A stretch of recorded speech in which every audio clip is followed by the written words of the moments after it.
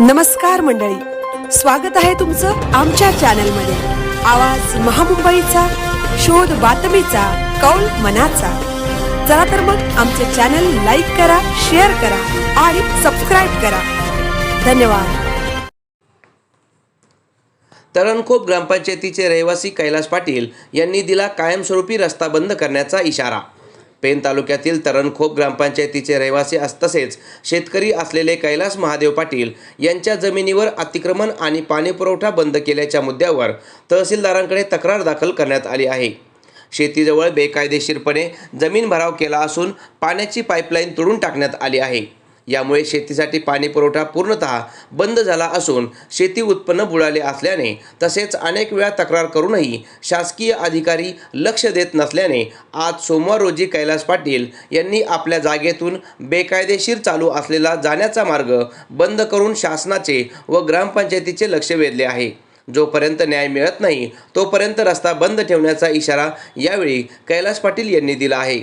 याबाबत तहसीलदार तानाजी शेजाळ यांच्याकडून माहिती घेतली असता त्यांनी सांगितले की राधाकृष्ण वाडीत राहणारे कैलास पाटील यांचा पाण्याचा प्रश्न सोडवण्यासाठी पाण्याची पाईपलाईन टाकण्याची परवानगी देण्यात आली आहे। तरी काही अडचण निर्माण होत असेल तर त्यांनी पोलीस बंदोबस्त घ्यावा असे सांगण्यात आले आहे। आवाज महामुंबईचा चॅनलसाठी विनायक पाटील, पेन। नमस्कार मित्र पत्रकार बंधूंनो, माझं नाव कैलास महादेव पाटील, राहणार धावटे, तालुका पेन, जिल्हा रायगड। मी गेले 20 वर्ष इथे ग्रामपंचायत तरणखोपमध्ये राहत असून मला पिण्याच्या पाण्याचं काही व्यवस्था केली नाही आणि हा रस्ता जो आहे हा अनधिकृतपणे माझ्या जागेत न काढून इथे बेकायदेशीर वाहतूक करतात। त्याच्यामुळे माझे काही व्यवसाय, गृहोपयोगी व्यवसाय माझे बंद होऊन माझ्या उदरनिर्वाहाचे साधन बंद केलेले आहे।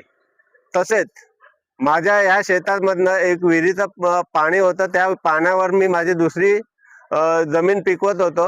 त्या शेजारचा रवींद्र रामचंद्र म्हात्रे आणि प्रणीश रवींद्र म्हात्रे यांनी पाईपलाईन तोडून ते माझे पीक घेण्याचं बंद केलेलं आहे आणि तो माझा हा रस्ता वापरतोय, म्हणून मी आज रस्ता कायमचा हा बंद करणार आहे। कारण आजपर्यंत गेले 3-4 वर्ष मी आत्मदहन केलं, उपोषणाला बसलो, तरी पण मला आजपर्यंत काही न्याय मिळालेला नाही। फक्त पेपरवर चौकशीचे आदेश देतो म्हणून एवढंच करतात। कारण हा रस्ता आहे ना, रस्त्यावर मी बरेच वेळेला हे केलं पण मला मारण्याच्या धमक्या येतात। आणि आता तुमच्या हद्दीत आहे का हा रस्ता? माझ्या हद्दीत आहे। आणि आता दुसऱ्याकडचं शेत आहे माझा, तिथे पण या लोकांनी आता अतिक्रमण करून तिकडनं रस्ता काढलेला आहे।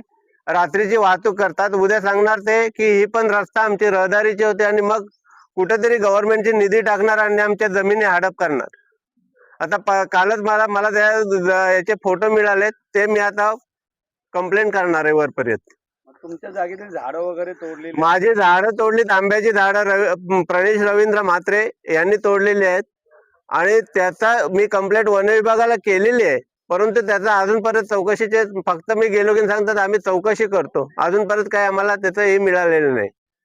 आता तुम्ही रस्ता बंद केला, याबाबत ग्रामपंचायत किंवा शासकीय अधिकाऱ्यांना माहिती दिलेली आहे? माहिती सर्वांना दिलेली आहे, तहसील कार्यालयात दिलेले, प्रांत कार्यालयात दिलेले, आम्ही पंतप्रधानांना ईमेल पाठवलेला, राष्ट्रपतींना, सर्वांना, मुख्यमंत्र्यांना सर्वांना लेटर पाठवलेले आहेत।